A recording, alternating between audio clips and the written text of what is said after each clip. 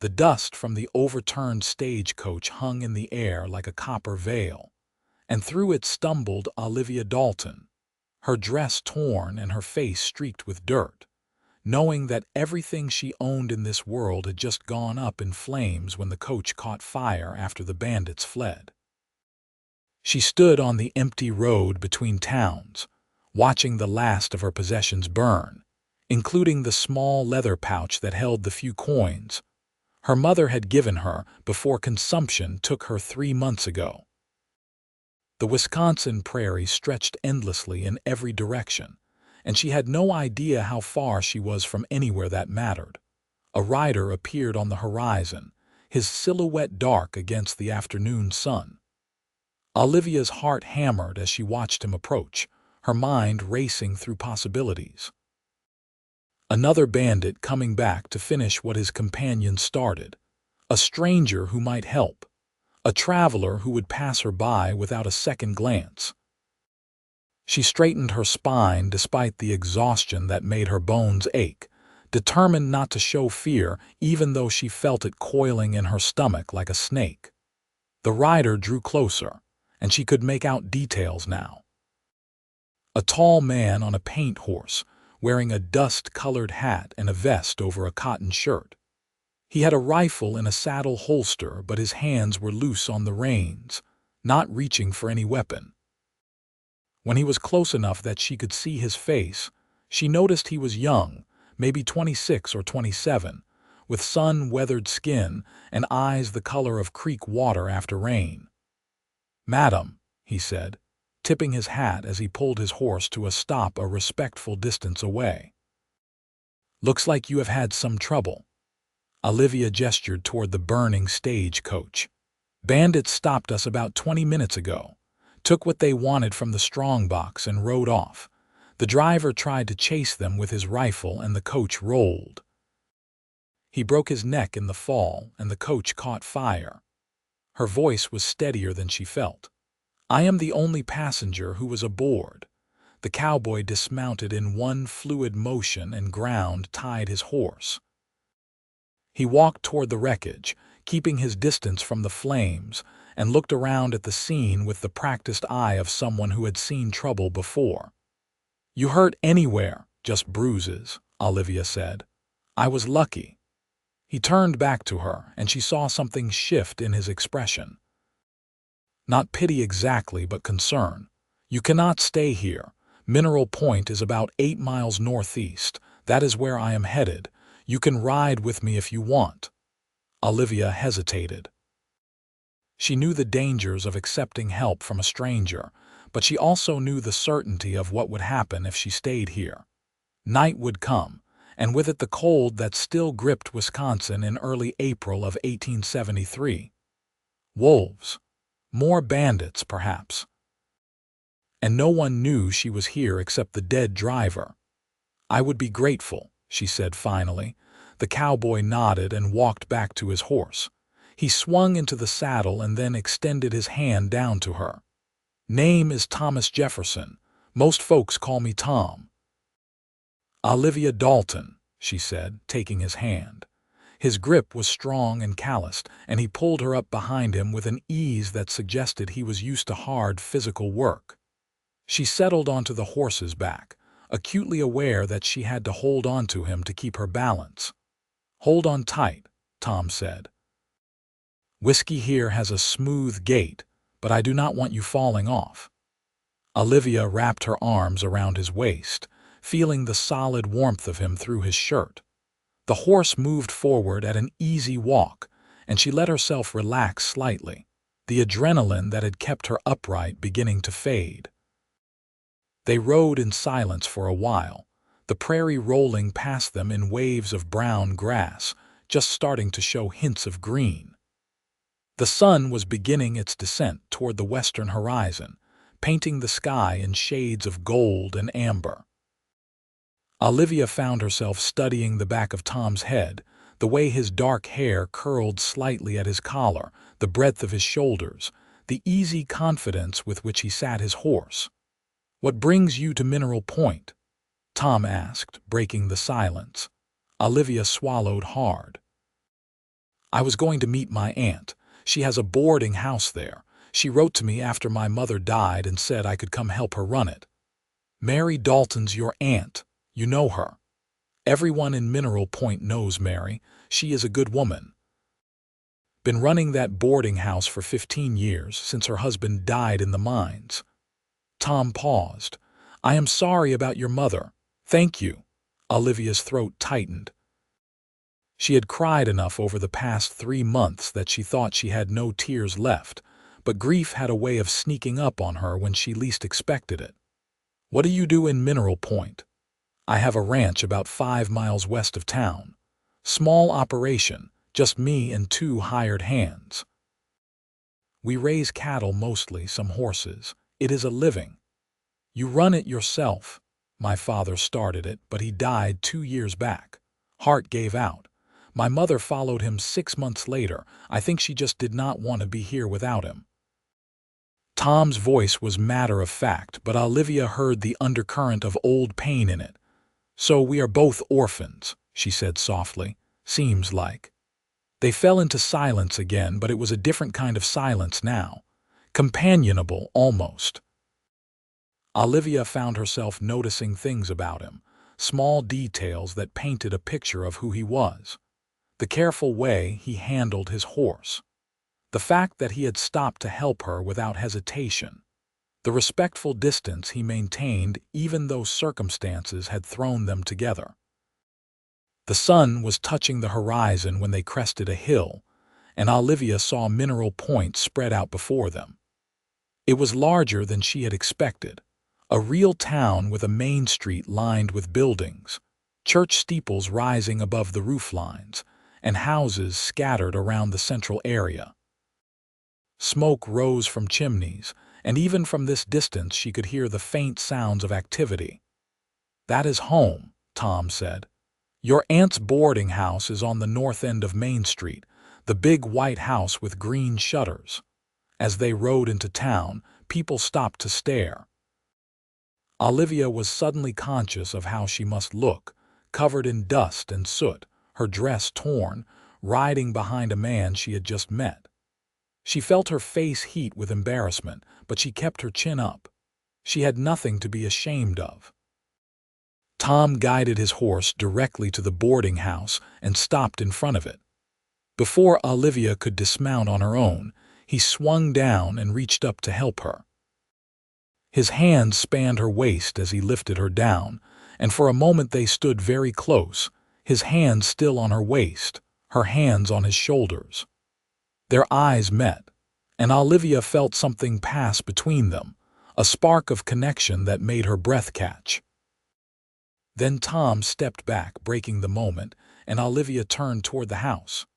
The front door flew open, and a woman rushed out, her gray hair coming loose from its bun, her apron still tied around her waist.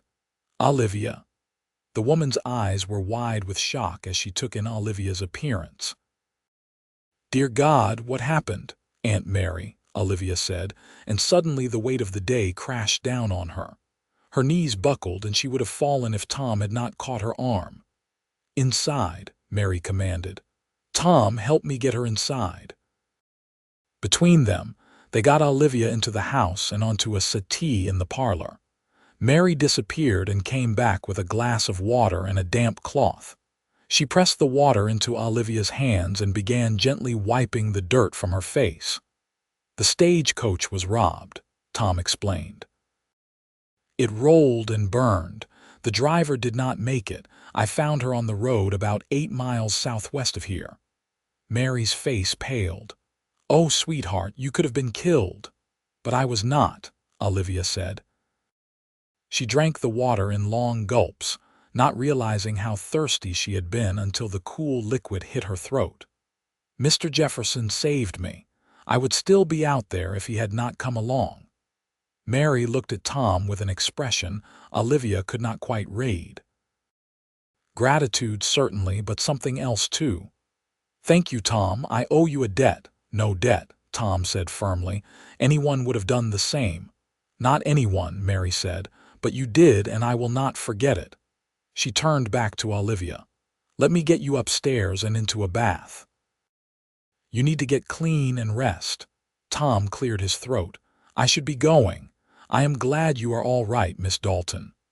Olivia looked up at him, wanting to say something that would convey what his help had meant to her, but the words would not come. "Thank you," she said finally. "Thank you for everything." He nodded, touched the brim of his hat, and left. Olivia heard the front door close behind him and felt an unexpected sense of loss.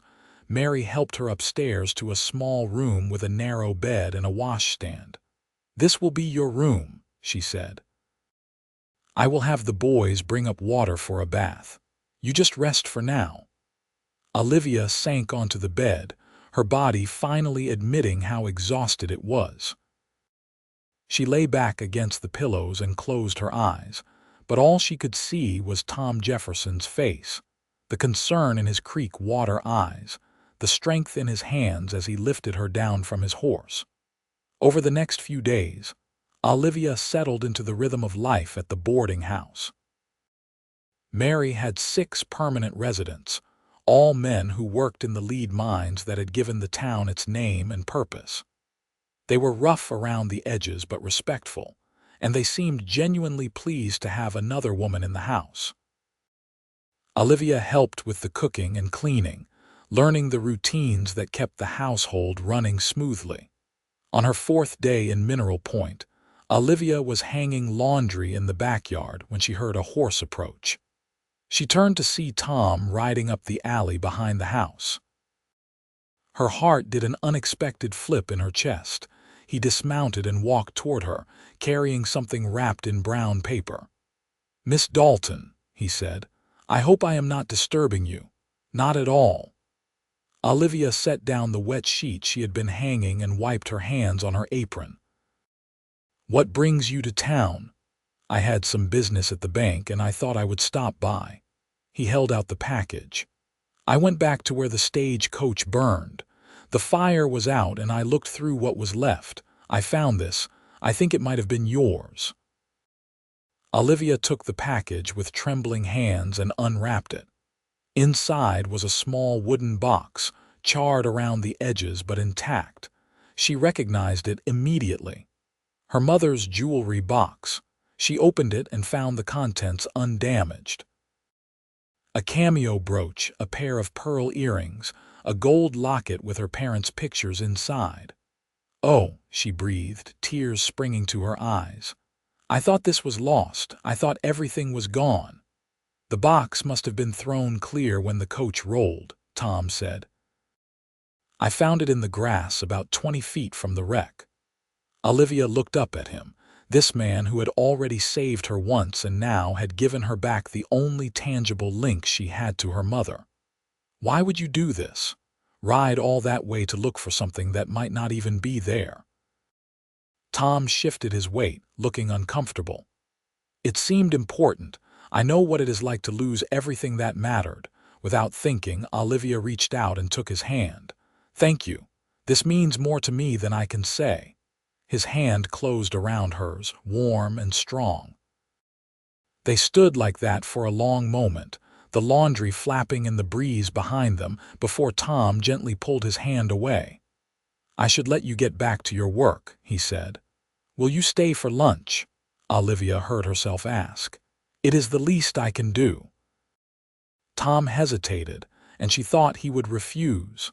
Then he smiled, and it transformed his face from merely handsome to something that made her heart skip. "I would like that." They ate lunch at the big table in the boarding house kitchen. Mary joined them, along with 2 of the boarders who had come home for their midday meal. The conversation flowed easily, touching on town gossip, the spring planting, the price of cattle. Olivia found herself watching Tom, the way he listened when others spoke, the gentle humor in his comments, the respectful way he treated everyone at the table. After lunch, Tom lingered while Olivia washed the dishes. He picked up a towel and started drying without being asked, working alongside her in comfortable silence. "The ranch must keep you busy," Olivia said, scrubbing a plate. "Busy enough. Spring is always hectic. New calves coming, fences to mend, fields to prepare. But it is good work, honest work."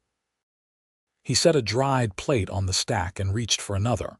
"What about you? Are you planning to stay in Mineral Point?" "I do not have anywhere else to go," Olivia said. The words came out more bitter than she intended, and she immediately regretted them. "I mean, yes, I am staying. My aunt needs the help, and I am grateful to have a place." Tom was quiet for a moment. "It must be hard, leaving everything you knew." "I did not leave much.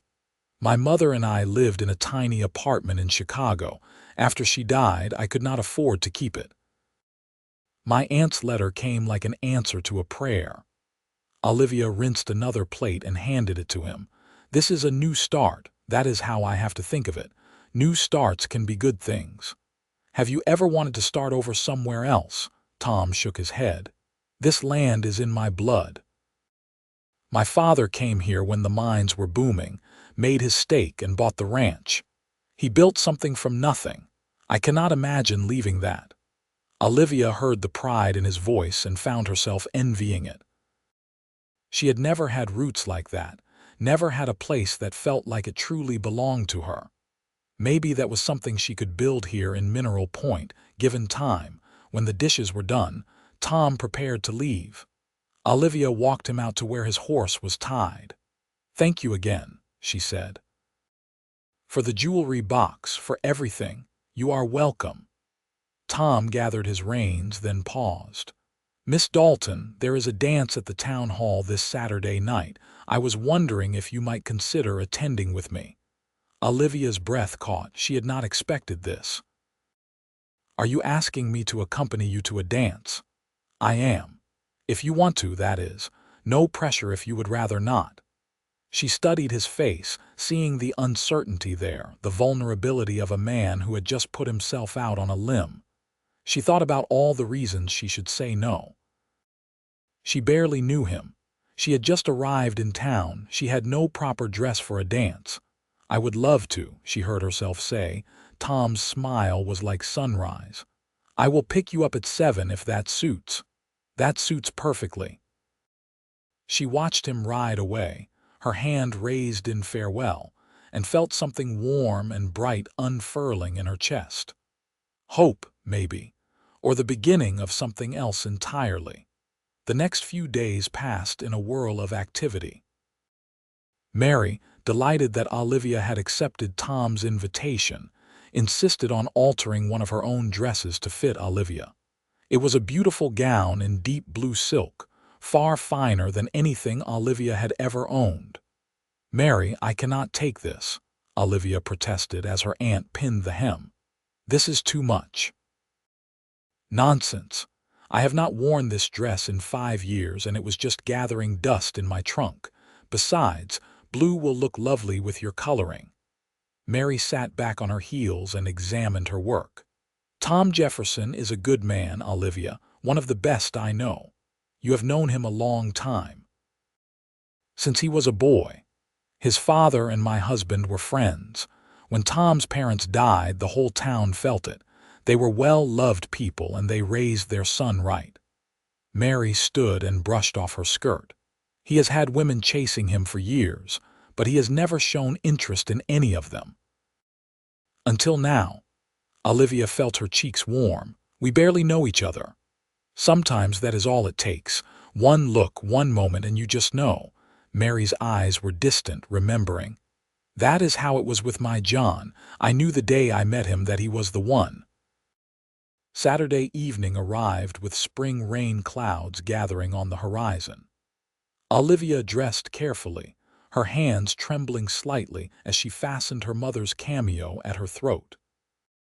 The blue dress fit perfectly, and when she looked at herself in the mirror, she barely recognized the elegant woman staring back at her. Tom arrived exactly at 7, dressed in a clean white shirt, dark pants, and a black vest. His hair was neatly combed and he had shaved.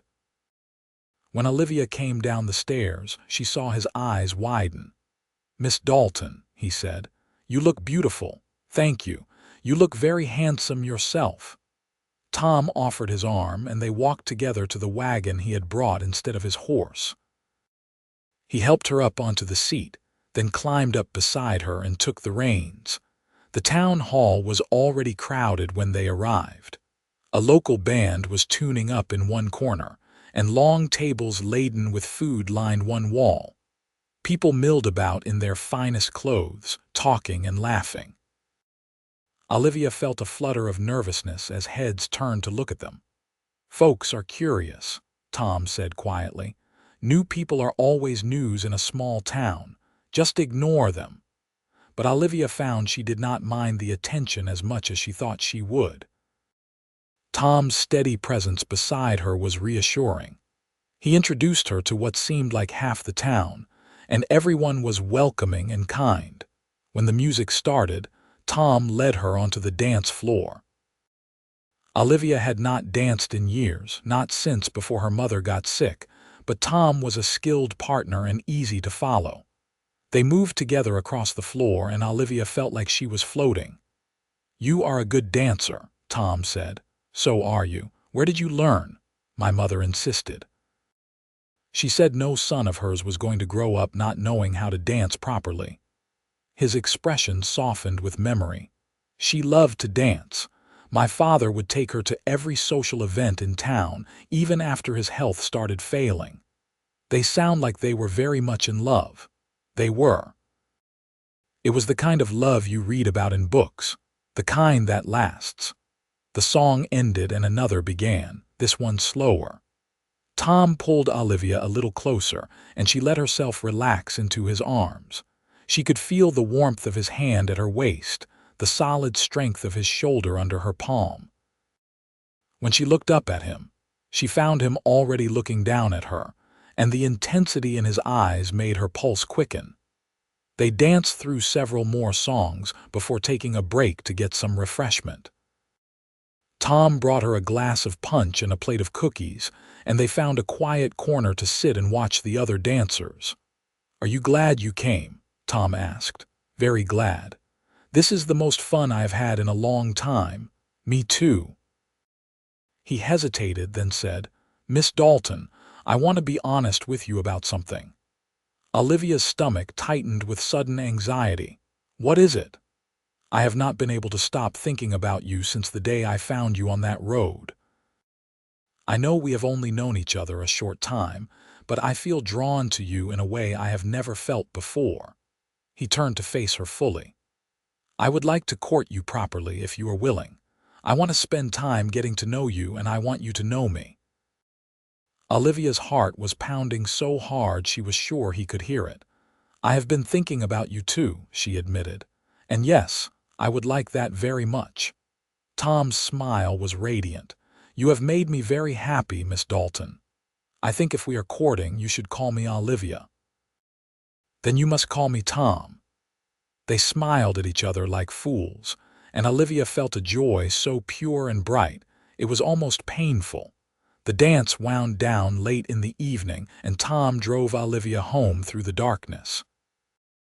The rain clouds had blown over without dropping their burden, and the sky was clear and full of stars. Olivia leaned against Tom's shoulder, tired and happy, listening to the clip-clop of the horses' hooves on the dirt road. When they arrived at the boarding house, Tom helped her down from the wagon and walked her to the door. "Thank you for a wonderful evening," Olivia said. "Thank you for saying yes." Tom took her hand and brought it to his lips, kissing her knuckles gently. "May I call on you tomorrow?" "Please do." Olivia went inside and floated up the stairs to her room, where Mary was waiting with an eager expression. "Well," her aunt demanded. "How was it?" "Perfect," Olivia said. "It was absolutely perfect." Tom began calling on Olivia regularly, and their courtship unfolded with the gentle inevitability of spring turning into summer. He would arrive at the boarding house in the evenings after finishing his work on the ranch, cleaned up and smelling of soap and sunshine. They would sit on the front porch and talk for hours, or take walks through town, or sometimes just sit in comfortable silence, content to be near each other. Olivia learned about his dreams for the ranch, his plans to expand the herd and build a bigger barn. She learned that he had a dry sense of humor and a quick mind, that he loved to read but rarely had time for it, that he had a soft spot for stray animals and had a barn cat who had shown up half-starved 3 years ago and never left. Tom learned about Olivia's childhood in Chicago, the struggles she and her mother had faced after her father died when she was 10. He learned that she loved to sing but was too shy to do it in front of people, that she had a talent for baking bread, that she dreamed of having a home of her own someday, a place where she truly belonged. One warm afternoon in late May, Tom invited Olivia to visit the ranch. Mary packed them a picnic lunch, giving Olivia a knowing smile as she handed over the basket. The ride out to the ranch took about 40 minutes. The land was beautiful, rolling hills covered in grass that had turned green with spring rain, wildflowers dotting the fields with splashes of color. Olivia saw cattle grazing in the distance and closer to the ranch buildings, several horses in a corral. The ranch house itself was modest but well built, a sturdy wooden structure with a wide porch. Tom helped Olivia down from the wagon and showed her around with obvious pride. He introduced her to his 2 hired hands, Jake and Samuel, who were friendly and respectful. The barn was clean and well organized, the animals clearly well cared for. "This is wonderful," Olivia said as they walked through the barn. "You have built something special here." "I want to build more," Tom said. "I want to expand, maybe add some horses to breed and sell. There is good money in horses right now, with the railroad bringing more people west." He paused by the barn cat, a fat orange tabby who was sleeping in a patch of sunshine.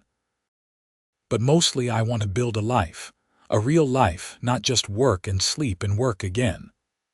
Olivia knelt to stroke the cat, who opened one eye and purred. "What does that life look like to you? A wife," Tom said quietly. "Children eventually. A home full of warmth and laughter. Coming in from the fields and knowing someone is waiting, someone who cares if I make it back safe." He crouched down beside her. "Olivia, I know this is fast. I know we have only been courting for a few weeks, but I already know what I want, and what I want is you." Olivia's hand stilled on the cat's fur. She looked at Tom, saw the hope and fear and love in his eyes, and felt her own heart respond. "I want that too," she whispered. "I want it so much." Tom took her hand, threading his fingers through hers. "I do not have much to offer you. This ranch, my name, my heart, that is all I have." "That is everything," Olivia said. Then she hesitated, the joy draining from her face. "Tom, there is something you need to know, something I should have told you before." "What is it?" Olivia took a deep breath. "I have no dowry. Nothing to bring to a marriage.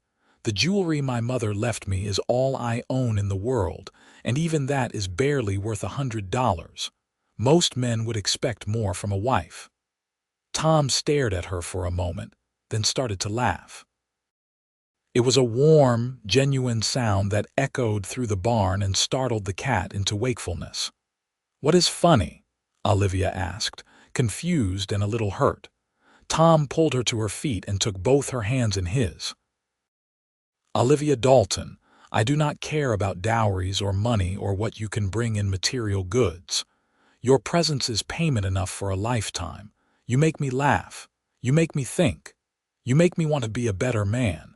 That is worth more than all the gold in California." Tears sprang to Olivia's eyes. "You really mean that?" "I mean it with everything I am."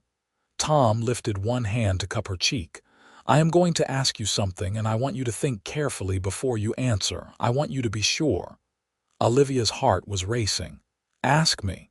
Will you marry me? Will you be my wife, share my life, help me build a future here?" There was no hesitation in Olivia's response. "Yes, yes, I will marry you."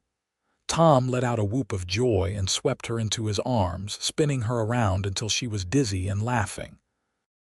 When he set her down, he kissed her for the first time, a sweet, gentle kiss that promised everything and asked for nothing. They spread their picnic lunch on a blanket under an oak tree behind the house and made plans. They would marry in August, after the hardest of the summer work was done. It would be a simple ceremony at the church in town, followed by a reception at the boarding house. Olivia would move to the ranch, and together they would build the life they both dreamed of. As the sun began to set, painting the sky in shades of orange and pink, Tom and Olivia sat close together, her head on his shoulder, his arm around her waist, watching the light fade over their land. Their land. The words sent a thrill through Olivia. For the first time in her life, she truly had a place to belong. The weeks between the proposal and the wedding flew by in a blur of activity. Mary threw herself into wedding preparations with the enthusiasm of a general planning a campaign. She recruited half the women in town to help sew Olivia's wedding dress, a beautiful creation of white lace and silk that made Olivia cry when she first tried it on. Tom was equally busy preparing the ranch house for Olivia's arrival. He painted the walls, built new furniture, and added touches he thought she would like. A rocking chair for the porch, new curtains for the windows, a bookshelf in the bedroom. One evening in mid-July, as Tom and Olivia sat on the boarding house porch after supper, a rider came galloping into town.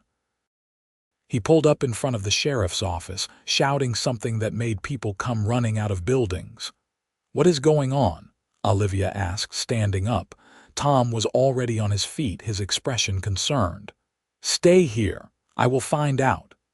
He returned a few minutes later, his face grim. "There has been trouble at the Morrison Ranch.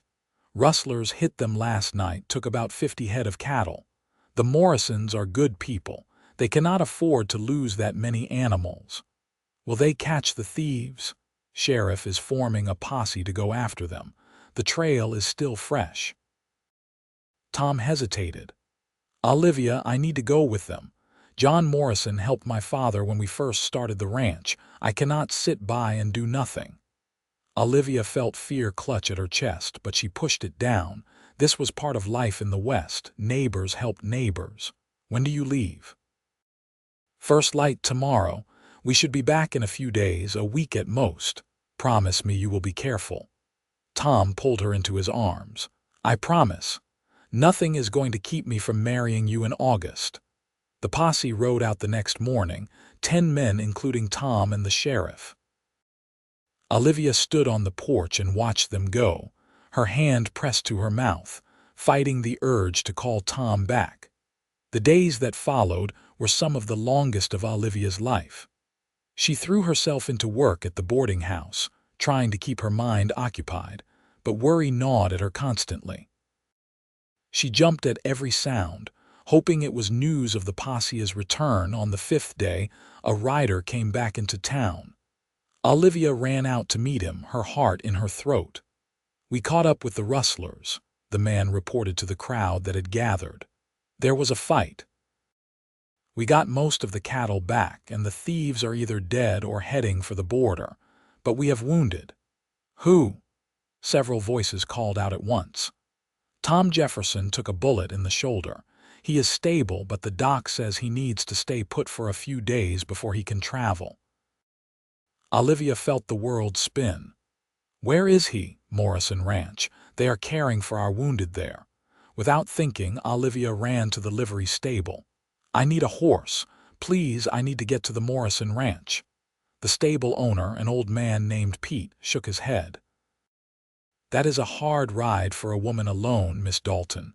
Wait for someone to go with you." "I am going now," Olivia said firmly. "You can either rent me a horse or I will walk." Pete must have seen something in her face that convinced him not to argue. He saddled a gentle mare and gave Olivia directions to the Morrison Ranch. "Follow the main road west for about 12 miles, then turn north at the big lightning-struck pine. Another 5 miles and you will see the ranch." Olivia had not ridden much, but fear and love gave her courage. She urged the mare into a trot and headed west, the afternoon sun hot on her back. The ride seemed to take forever. By the time Olivia saw the Morrison Ranch buildings in the distance, her whole body ached and the sun was beginning to set. She rode into the yard and dismounted on shaky legs. A woman came out of the house, wiping her hands on her apron. "Can I help you? I am Olivia Dalton. I am here to see Tom Jefferson." The woman's face softened with understanding. "You are his intended. Come in, dear, he has been asking for you." Olivia followed her into the house and up a narrow staircase to a small bedroom. Tom was lying in the bed, his shoulder bandaged, his face pale but his eyes clear. When he saw her, his expression transformed. "Olivia, what are you doing here?" She rushed to his side and took his hand. "What am I doing here? You got shot and you think I would stay away. It is just a flesh wound. The bullet went straight through. I am fine." "You are not fine. You are lying in bed because you got shot." Tears were streaming down her face now. "You could have been killed." Tom squeezed her hand. "But I was not. I am right here and I am going to be all right." Olivia sank into the chair beside the bed, still holding his hand. "I was so scared." "I know, I am sorry, but Olivia, listen to me. This is the life we are choosing. There will be danger sometimes. There will be hard times. I need to know you can handle that." Olivia wiped her eyes and looked at him steadily. "I can handle anything as long as we are together. That is what I realized these past 5 days. Without you, nothing else matters." Tom pulled her closer, wincing slightly at the movement. "Come here." She leaned over him, careful not to jostle his shoulder, and he kissed her with a tenderness that made her heart ache. "I love you," Tom said. "I should have said it before, but I am saying it now. I love you, Olivia Dalton." "I love you too," Olivia whispered against his lips. "More than I knew it was possible to love anyone." Mrs. Morrison insisted that Olivia stay at the ranch until Tom was well enough to travel. Olivia spent the next 3 days barely leaving his side, helping to change his bandages, bringing him meals, reading to him from the books Mrs. Morrison had in her parlor. Tom healed quickly, his young, strong body recovering with impressive speed. When they finally rode back to Mineral Point together, moving slowly to accommodate Tom's healing shoulder, Olivia felt like they had crossed some invisible threshold. They had faced crisis together and come through it stronger. She no longer had any doubts about their future. The wedding took place on a brilliant August day, with wildflowers blooming everywhere and the sky a perfect clear blue. The church was packed with what seemed like the entire population of Mineral Point. Olivia walked down the aisle on her aunt's arm, her eyes locked on Tom, who stood at the altar in his best suit with an expression of such joy and love, it made her want to cry. The ceremony was simple and beautiful. They spoke their vows in clear, steady voices, Tom's hand warm and strong around hers. When the preacher pronounced them husband and wife, Tom kissed her with a sweetness that made the congregation cheer. The reception at the boarding house was a lively affair with music and dancing and more food than Olivia had ever seen in one place. She and Tom moved through the crowd accepting congratulations, but Olivia barely registered any of it. She was too aware of Tom beside her, his hand at her waist, the knowledge that this man was now her husband. As the sun began to set, Tom leaned down and whispered in her ear, "Ready to go home, Mrs. Jefferson." The words sent a thrill through her. Mrs. Jefferson. She was Mrs. Jefferson now. They said their goodbyes and climbed into the wagon Tom had decorated with ribbons and wildflowers. The drive to the ranch seemed shorter than usual, or maybe Olivia was just too caught up in the wonder of what was happening to notice the time passing. When they arrived at the ranch, Tom helped her down from the wagon and then, to her surprise, swept her into his arms. "What are you doing?" Olivia laughed. "Carrying my bride over the threshold," Tom said. "It is tradition." He carried her into the house and set her gently on her feet in the parlor. Olivia looked around with new eyes. This was her home now, her and Tom's home. The thought was almost overwhelming. Tom must have seen something in her expression because he took her hands. "Are you all right?" "I am more than all right," Olivia said. "I am happy. Happier than I ever thought I could be." "Me too." Tom pulled her close. "I have been waiting for this day since the moment I first saw you standing by that burned-out stagecoach, looking so brave and lost all at once. I knew then that you were going to change my life. You changed mine too. You saved me in more ways than one." They stood in the quiet house, holding each other as the last light of day faded from the windows. Then Tom led Olivia upstairs to their bedroom, where a fire was burning in the fireplace and candles cast a warm glow. They came together with a sweetness and passion that left them both breathless, discovering each other, learning the ways they fit together. Later, lying in Tom's arms with her head on his chest, listening to the steady beat of his heart, Olivia thought about the strange path that had brought her here. The losses and the grief, the fear and the uncertainty. And then Tom, appearing like an answer to a prayer she had not known how to say. "What are you thinking about?" Tom asked, his fingers tracing lazy patterns on her shoulder. "About how lucky I am, how lucky we are. I am the lucky one. I found you. We found each other." Tom kissed the top of her head.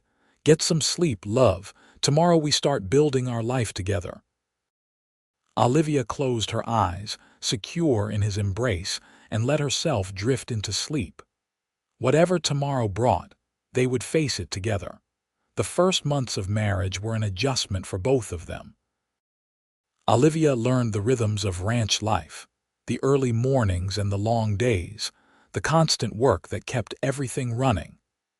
She learned to cook on the wood stove, to preserve vegetables for winter, to help with the animals when Tom or the hired hands needed an extra pair of hands.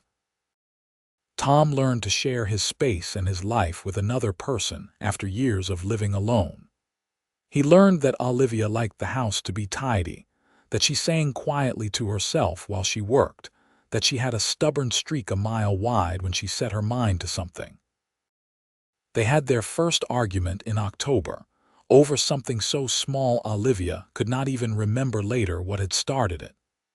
Tom had been working 18-hour days trying to get the harvest in before the weather turned, and exhaustion had made him short-tempered.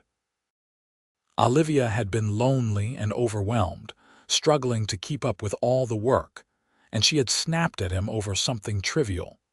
The argument escalated quickly, both of them saying things they did not mean. Tom stormed out of the house and Olivia burst into tears, convinced their marriage was falling apart. An hour later, Tom came back.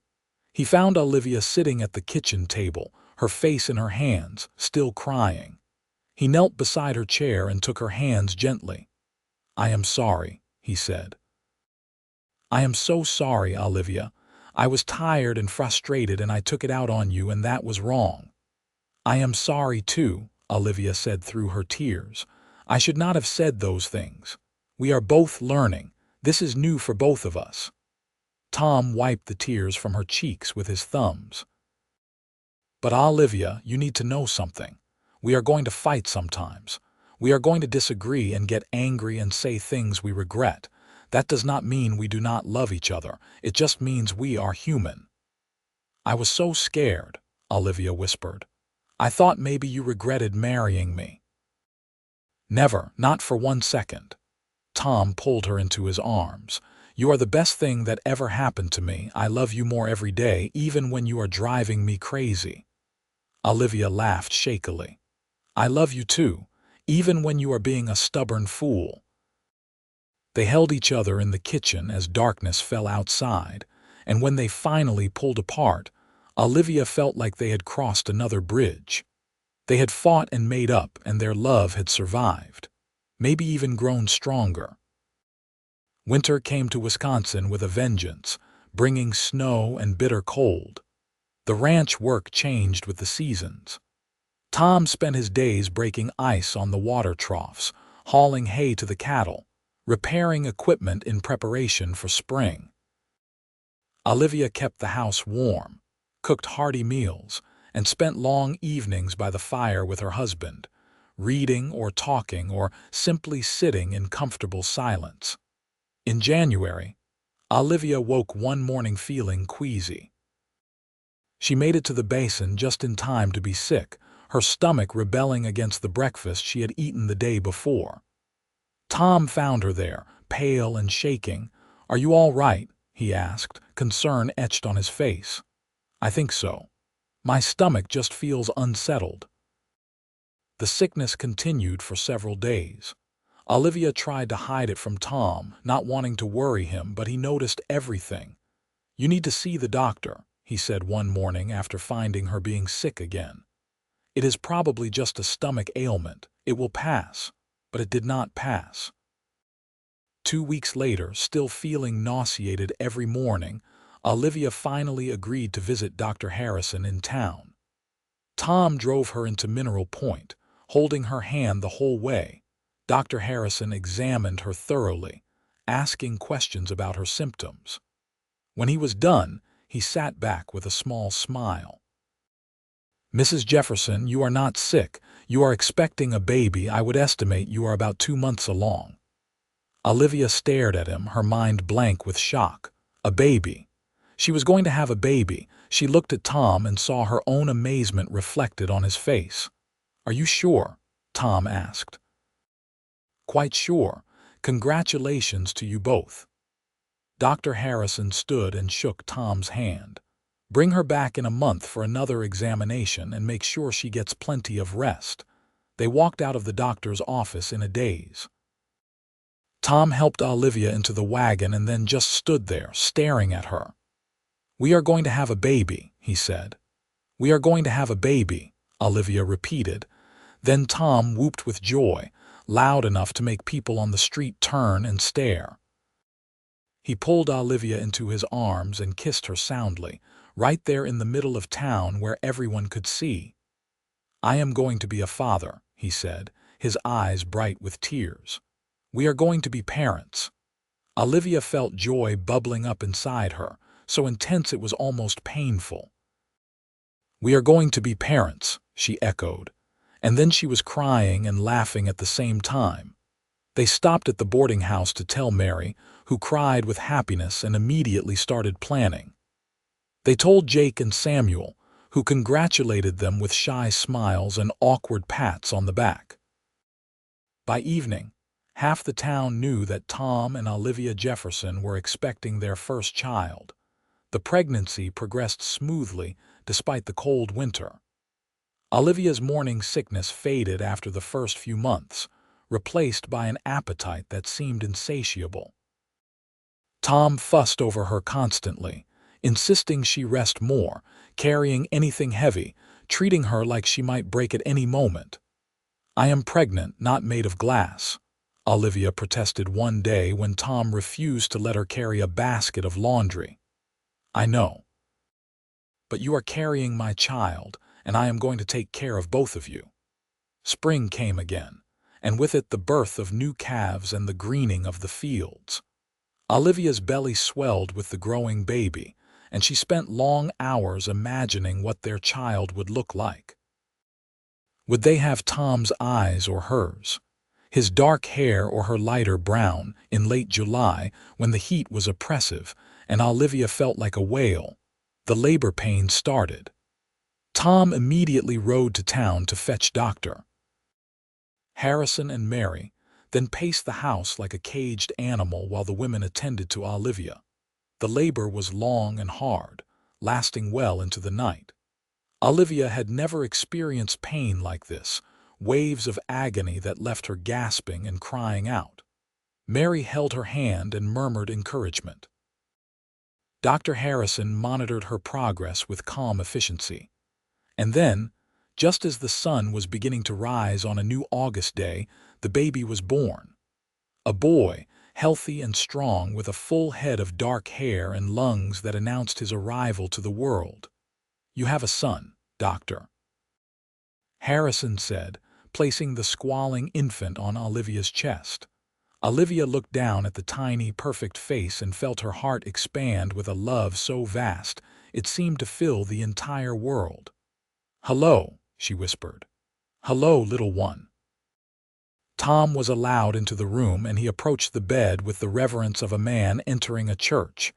When he saw the baby, his face crumpled and tears streamed down his cheeks. "A son," he said hoarsely.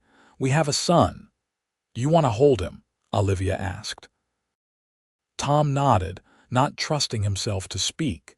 He took the baby from Olivia with infinite care, cradling him against his chest. The baby stopped crying and looked up at his father with unfocused eyes. "He is perfect," Tom said. "Absolutely perfect." They named him Daniel Thomas Jefferson, after Tom's father. Daniel was a content baby who ate well and slept in long stretches, much to Olivia's relief. Tom was a devoted father from the start, getting up with Olivia for nighttime feedings, changing diapers without complaint, spending every free moment gazing at his son with wonder. The ranch continued to prosper. Tom's expansion plans came to fruition, and they added a string of horses to their operation. The income allowed them to hire another hand and make improvements to the house, adding a proper nursery for Daniel and a bigger kitchen for Olivia. When Daniel was 2 years old, Olivia discovered she was pregnant again. This time the pregnancy was harder, with more sickness and exhaustion. But in the spring of 1876, she gave birth to a healthy baby girl they named Sarah Rose. Sarah was completely different from her brother. Where Daniel had been placid and easy, Sarah was demanding and loud, making her presence known from the moment she entered the world. She had Olivia's eyes and Tom's stubborn chin, and from the start it was clear she would be a force to be reckoned with. Tom adored her. He walked the floor with her during her colicky evenings, sang to her when she fussed, and proudly proclaimed to anyone who would listen that his daughter was the most beautiful baby ever born. The years passed in a blur of diapers and laughter, hard work and quiet joy. Daniel grew into a serious boy who loved helping his father with the ranch work. Sarah was wild and fearless, climbing trees and chasing chickens and keeping everyone on their toes. In the fall of 1879, when Daniel was 4 and Sarah was 3, Olivia found herself pregnant again. This time, she felt a sense of contentment rather than anxiety. She knew what to expect now, knew that her body could do this. Their third child, a boy they named William James, was born in the early spring of 1880. He had Tom's eyes and Olivia's gentle nature, and from the start he was his mother's shadow, always wanting to be near her. With 3 children, the house was constantly full of noise and activity.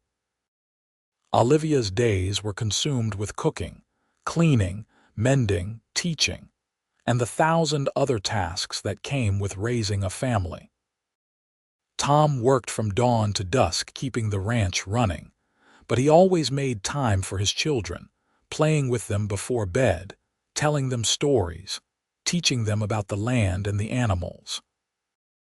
On a warm evening in June of 1881, Tom and Olivia sat on the porch watching their children play in the yard.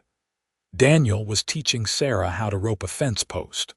William was toddling around collecting dandelions. The sun was setting in a blaze of orange and gold, and somewhere in the distance cattle were lowing.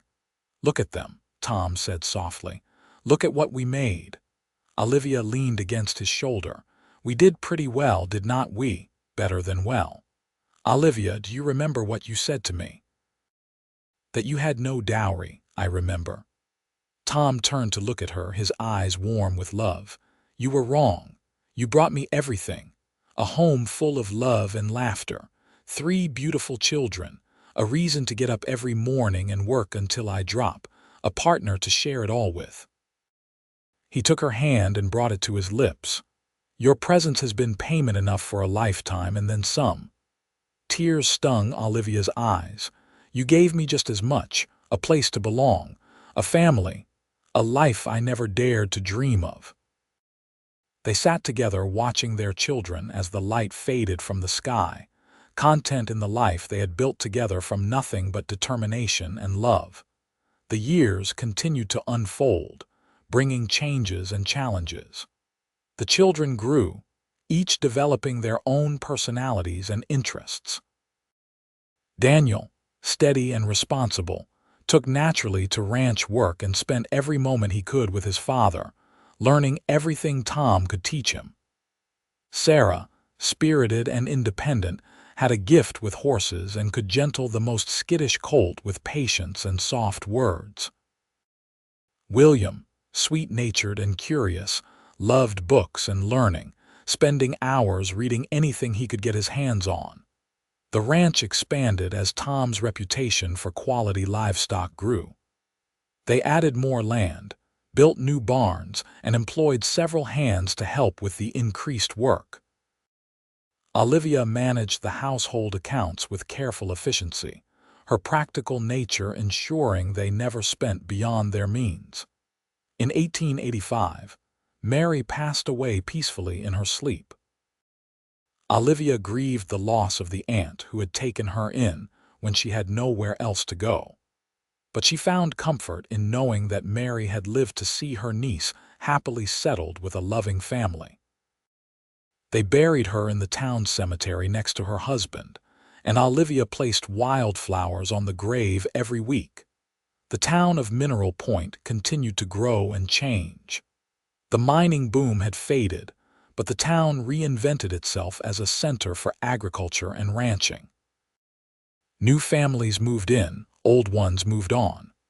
The railroad extended a branch line to the town, making it easier to ship cattle and receive goods.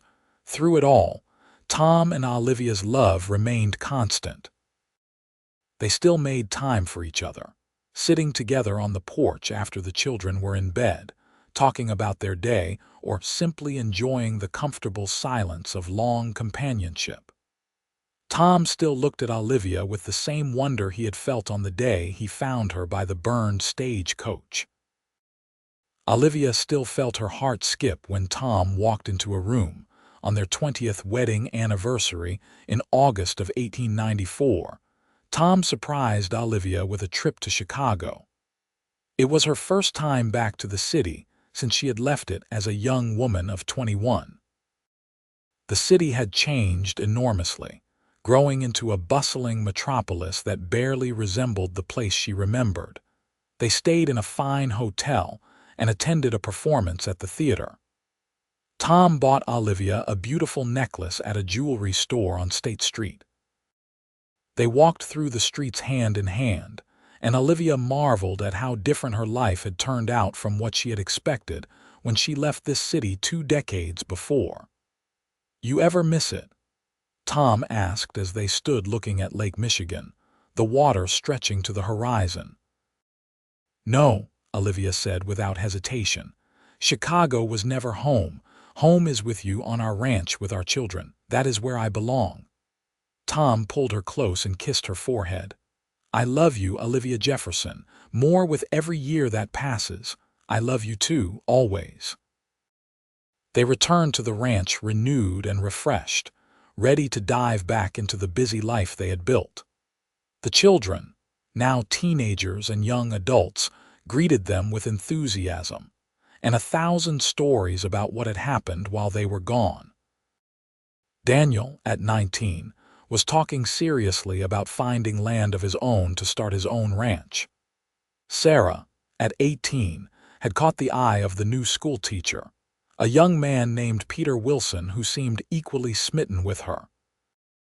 William, at 14, announced he wanted to go to college, a declaration that filled both Tom and Olivia with pride and a little anxiety about the cost. "We will figure it out," Tom assured Olivia when she voiced her worries. "If William wants an education, he will have it. We have worked hard and saved. We can afford to give our children opportunities we never had." In the summer of 1896, Daniel married a girl named Emma from a neighboring ranch. The wedding was held at the church in Mineral Point, and Olivia found herself crying through the entire ceremony, remembering her own wedding day so many years before. Daniel and Emma built a small house on a corner of the Jefferson ranch land, and soon they were expecting their first child. The thought of becoming grandparents filled both Tom and Olivia with excitement and a strange sense of time passing too quickly. Sarah married her schoolteacher in the spring of 1897, and they moved into town where Peter could be close to his work. Sarah still rode out to the ranch several times a week, unable to stay away from the horses and the land she loved. William left for the University of Wisconsin in Madison in the fall of 1897. Olivia cried for days after they put him on the train, the house feeling empty without her youngest child. Tom held her at night and reminded her that this was what they wanted for their children, to have chances and choices. In March of 1898, Daniel and Emma's first child was born, a boy they named Thomas after his grandfather. Tom held his grandson with tears streaming down his face, marveling at the tiny fingers and the perfect little face. "Life just keeps going," he said to Olivia that night as they lay in bed.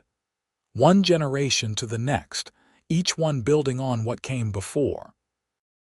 "Our grandchild," Olivia said wonderingly. "Tom, we have a grandchild, we do, and he is perfect, just like his grandfather." Olivia laughed and swatted his arm. "Your humility is overwhelming." "I learned from you," Tom said, pulling her close. More grandchildren followed in the coming years. Sarah had twins in 1899, a boy and a girl. Daniel and Emma had 2 more children, another son and a daughter. William graduated from college in 1901 and returned to Mineral Point to practice law, the first lawyer the town had ever produced from among its own residents. He married a young woman named Catherine he had met at university, and they settled in a house on Main Street. Tom and Olivia found themselves at the center of a growing family, their house often full of children and grandchildren, noise and laughter. Tom built a bigger table for the dining room to accommodate everyone at Sunday dinners. Olivia taught her daughters-in-law her recipes and sewing techniques, passing on the skills she had learned. On a golden afternoon in October of 1903, Tom and Olivia sat on their porch watching their grandchildren play in the yard. Daniel and William were working with some of the horses in the corral. Sarah was due to arrive any moment with her family. The air was crisp with the promise of autumn, and the trees were starting to turn red and gold. 30 years, Tom said suddenly. Olivia looked at him. "What? 30 years ago this spring I found you standing by that burned stagecoach. 30 years, Olivia. Where did the time go?" Olivia took his hand, feeling the calluses and strength that were still there despite his 57 years. "It went into this, into building a life and a family, into every sunrise and sunset, every good day and hard day, every moment we have shared." "I would not change a single thing," Tom said. "Well, maybe a few things. I would have kissed you sooner, married you sooner, told you I loved you every single day instead of just most days. You have told me in 1,000 ways even when you did not use words." Olivia leaned her head on his shoulder. "We have been blessed, Tom, so incredibly blessed, that we have." They sat in comfortable silence, watching their legacy run and play in the yard. The ranch stretched out around them, the land they had nurtured and protected, the home they had built from nothing but hard work and love. Sarah arrived with her family, and soon the house was full of activity and noise. The grandchildren ran everywhere, shrieking with laughter. The adult children caught up with each other, sharing news and stories. Olivia moved through it all with a full heart, making sure everyone had enough to eat, settling disputes, wiping tears, and dispensing hugs. As the sun set and the families prepared to head back to their own homes, Tom gathered everyone together in the parlor. 10 grandchildren, ranging in age from infant to 12 years old, sat or stood around the room. Daniel, Sarah, and William with their spouses clustered nearby. "I just want to say something," Tom began. "Your grandmother and I have lived a good life. We started with nothing. She had no family to speak of, no dowry, no money. I had a struggling ranch and more debts than assets. But we had each other, and we had love, and we had determination. We built all of this together." He gestured around the room, but Olivia knew he meant more than just the house. He meant the family, the legacy, the love that filled every corner of their lives. "I want you all to remember that," Tom continued. "Material things matter, but they are not what make a life worth living. Love matters. Family matters. Integrity and hard work matter. Those are the things your grandmother and I have tried to teach you, and those are the things I hope you will carry forward." There was not a dry eye in the room when he finished. The children came forward one by one to hug their parents, their grandparents, each other. It was a moment of pure connection, of understanding that they were all part of something bigger than themselves. After everyone had left and the house was quiet again, Olivia and Tom prepared for bed. Olivia sat at her dressing table brushing her hair, now streaked with silver, and caught Tom's reflection in the mirror. He was watching her with the same intense look he had given her on their wedding night. "What are you thinking about?" she asked. "About how beautiful you are, how lucky I am, how I would do it all again in a heartbeat." Olivia turned to face him.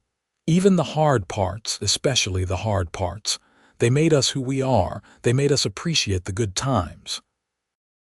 She crossed to the bed where he sat and took his hands in hers. "Tom Jefferson, you are the best thing that ever happened to me. You saved my life that day on the road, but more than that, you gave me a life worth living. You gave me love and purpose and a place to belong." "You gave me the same things, Olivia. You were right when you said we found each other. Neither of us was complete until that day." They climbed into bed and lay in each other's arms as they had done for 30 years of marriage. Outside, an owl hooted in the darkness. A coyote called in the distance. The familiar sounds of the ranch at night, sounds that had become the soundtrack of their lives. The years continued to pass, each one bringing its own joys and sorrows. In 1907, Tom suffered a heart attack while working in the barn. It was not severe, but it was a warning. The doctor advised him to slow down, to let Daniel and the hired hands handle more of the heavy work. Tom reluctantly agreed, though Olivia could see it chafed at him to be less active. In 1910, they celebrated their 40th wedding anniversary with a party that brought together family and friends from all over the county. The house and yard overflowed with people, and the celebration lasted from mid-afternoon until well past midnight. Tom and Olivia danced together, moving slowly to the music, surrounded by the love of everyone they held dear. 40 years, Olivia murmured as they swayed together. "How did we get to be this old? Speak for yourself, woman." "I am in my prime," Tom said, making her laugh. "Your prime was about 20 years ago, but I love you anyway." "Good thing, since you are stuck with me." In 1913, William made them proud by being elected to the state legislature. He gave an acceptance speech in which he credited his parents with instilling in him the values of hard work and service. Tom and Olivia sat in the audience holding hands, their hearts bursting with pride. Sarah's children were growing up to be skilled riders and ranchers, carrying on the family tradition. Daniel's oldest son, young Thomas, announced his intention to expand into breeding work horses, seeing an opportunity in the changing times. The world around them was changing rapidly. Automobiles were becoming more common, though Tom steadfastly refused to buy one. "If a horse was good enough for my father, it is good enough for me," he declared. Electricity came to Mineral Point, and after some persuasion from Olivia, Tom agreed to have the house wired. The first time Olivia flipped a switch and a light came on without her having to light a lamp, she laughed with pure delight. In the summer of 1918, the great influenza epidemic swept through the country. Mineral Point was not spared. The town lost several residents, including Peter, Sarah's husband. Sarah was devastated, and she moved back to the ranch with her children, unable to face the house in town where she and Peter had been so happy. Tom and Olivia did their best to comfort their daughter, but grief was a journey everyone had to walk alone. Slowly, over months and then years, Sarah found her way back to joy. She threw herself into working with the horses, and eventually she started a program teaching children to ride, finding purpose in passing on her love of horses to a new generation. Tom's health continued to decline slowly. His heart grew weaker, and there were more episodes that sent Olivia into a panic and brought Dr. Harrison rushing to the ranch. But Tom was tough, and he kept going, refusing to give up despite his body's betrayals. In the spring of 1923, Tom and Olivia celebrated their 50th wedding anniversary. The whole town turned out for the celebration, which was held in the church hall because their house could not accommodate the crowd. 50 years of marriage was an achievement worth celebrating, and everyone wanted to honor the couple who had become pillars of the community. Tom gave a speech that had everyone in tears. He talked about finding Olivia on the road 50 years ago, about their courtship and marriage, about building a life and a family together. He talked about the hard times and the good times, and how every moment had been worth it because they faced it together. "My wife told me once that she had no dowry," Tom said, his voice still strong despite his 77 years. "She thought she was coming to me with nothing to offer. But I told her then, and I will say it again now, that her presence was payment enough for a lifetime. And I was right." These 50 years with Olivia have been the greatest treasure I could ever have imagined. She made me a better man. She gave me a family and a home. She loved me through all my faults and failures. If I live another 50 years, I would count myself blessed to spend every one of them at her side. Olivia stood and embraced him, not caring that everyone was watching, not caring about anything except the man in her arms who had been her partner, her love, her everything for half a century. The party lasted long into the night, with music and dancing and enough food to feed an army. Tom and Olivia danced together, moving slowly and carefully but still moving still together. As they drove home in the darkness, Olivia sat close to Tom on the wagon seat. The stars were brilliant overhead, and a warm breeze carried the scent of spring flowers. "I think that went well," Tom said. Olivia laughed. "I think half the county was there. Of course it went well. I meant what I said, about you being payment enough. I know you did. And I feel the same way about you. You gave me everything, Tom. A home, a family, a life full of love. I could not have asked for more." Tom pulled the wagon to a stop in front of their house and turned to her. In the moonlight, she could see his face, lined now with age but still dear to her, still the face she loved. "I love you, Olivia Jefferson," he said, "with everything I am and everything I have. I always have from that very first day." "I love you too," Olivia said, "more than words can say." They sat together under the stars, two people who had started with nothing and built everything, and they were content. Tom lived for 3 more years after their golden anniversary, years in which he gradually grew frailer but never lost his spirit or his love of life. He still got up every morning and went out to check on the horses, even if he could not do much more than watch. He still sat on the porch with Olivia in the evenings, holding her hand and watching the sun set over their land. On a cold December night in 1926, Tom's heart finally gave out. He died peacefully in his sleep, with Olivia beside him. She woke in the morning to find him gone, and though she had known this day would come eventually, the reality of it was like a knife to her heart. The funeral was the largest Mineral Point had ever seen. Tom had lived his entire life in the area, had been a friend and neighbor to everyone, and they all came to pay their respects. They buried him in the town cemetery on a hill overlooking the valley, with a view that stretched for miles.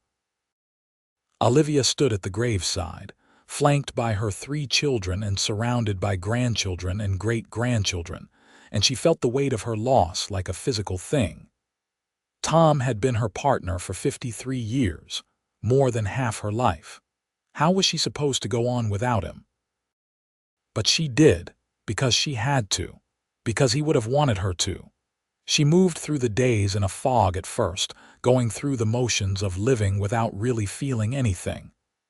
Her children worried about her, checking on her constantly, but Olivia assured them she was fine.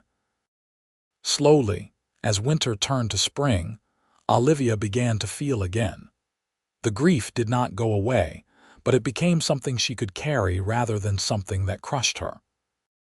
She found comfort in her family, in watching her grandchildren and great-grandchildren grow, in seeing the legacy she and Tom had built continue. She spent her days puttering around the ranch house, tending her garden, cooking for Daniel and Emma who still lived on the property. She wrote letters to William and Sarah, sharing news and stories. She read the books Tom had never had time for, imagining what he would have thought of them.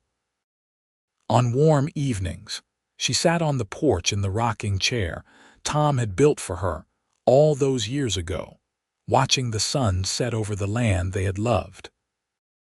Sometimes she talked to Tom as if he were still there beside her, telling him about her day, sharing her thoughts, keeping him present in her life even though he was gone. In the summer of 1930, Olivia gathered all her children and grandchildren together. At 79 years old, she knew her time was limited, and she wanted to share something with them while she still could. "I want to tell you a story," she said when they were all assembled in the parlor, "about a young woman who lost everything and found everything, all in the same year." She told them about the stagecoach robbery, about standing in the dust and smoke with nothing left, about Tom riding up and offering help. She told them about falling in love, about Tom's proposal and her worry over having no dowry, about his response that had shaped the rest of their lives together. "Your grandfather taught me that what matters is not what you have, but who you are," Olivia said. "He taught me that love is the only currency that really counts. He taught me that with faith and hard work and devotion, you can build something beautiful from nothing." She looked around at all the faces watching her, seeing Tom in so many of them. His eyes, his smile, his determined chin. "I want you to remember that," she continued. "When times get hard, and they will, when you face losses and disappointments, and you will, remember that you come from people who built something from nothing. You come from love. You come from strength. Carry that with you always." There was silence when she finished, broken only by the sound of someone sniffling.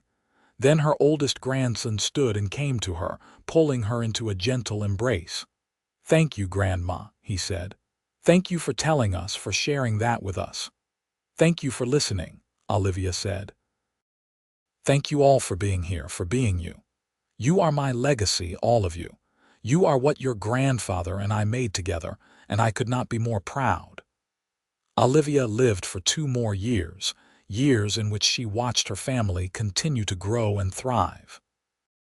She saw great-grandchildren take their first steps, heard them speak their first words.